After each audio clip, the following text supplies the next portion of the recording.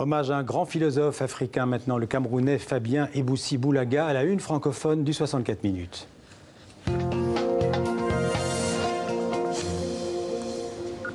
Fabien Ebousi Boulaga est décédé le 13 octobre dernier. C'était l'un des plus grands philosophes africains contemporains, philosophe mais aussi théologien et même jésuite pendant 25 ans.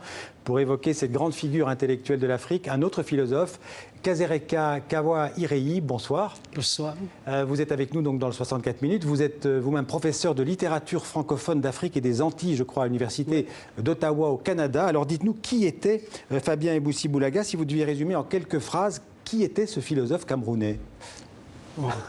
Résumer en quelques phrases, justement, ce qu'était Ebousi, c'est difficile, ouais. Parce que c'est une personnalité complexe. Ouais. Mais je dirais que c'est quelqu'un qui était animé par une grande passion pour l'Afrique et surtout pour voir comment dépasser justement la condition actuelle de l'homme dans la situation africaine.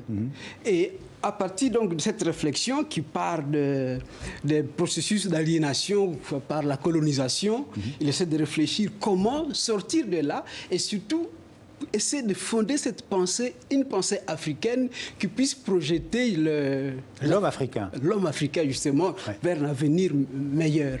Alors son livre le plus connu, c'est sans doute La crise du Muntu. Ouais. Qu'est-ce que c'est ou qui est le Muntu ? Le Muntu, c'est tout simplement l'homme dans la condition africaine.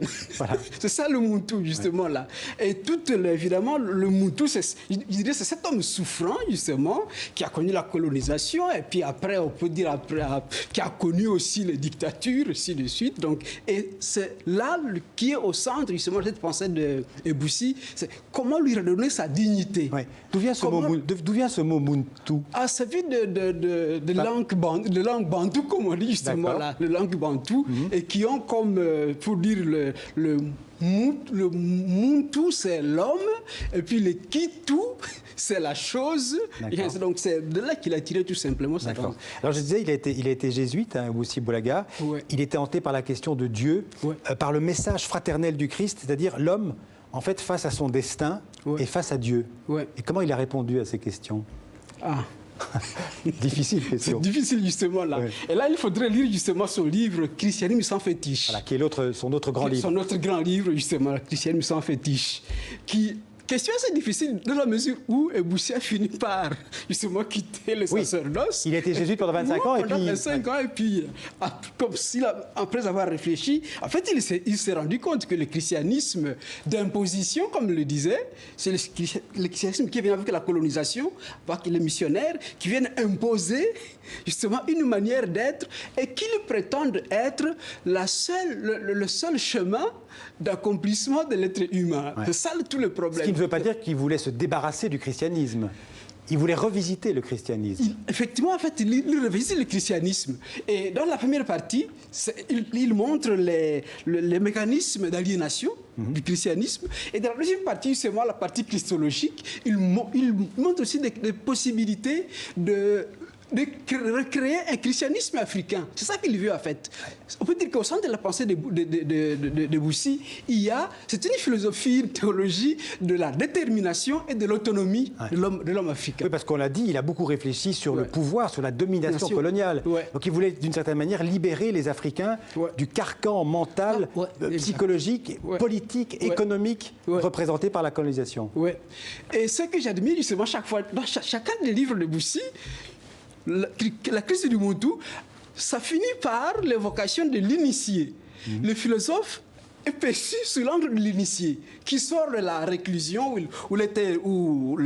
fait, il compare le philosophe à l'initié, comme les jeunes qui allaient dans la forêt pour être initiés à leur tradition, à leur culture, et qui reviennent justement, sachant que finalement il n'y a rien à savoir, mais qui doivent assumer dans la société, mais pas juste pour la conserver, mais pour la recréer. Une forme de retour aux sources. Ouais, on peut dire ça, oui.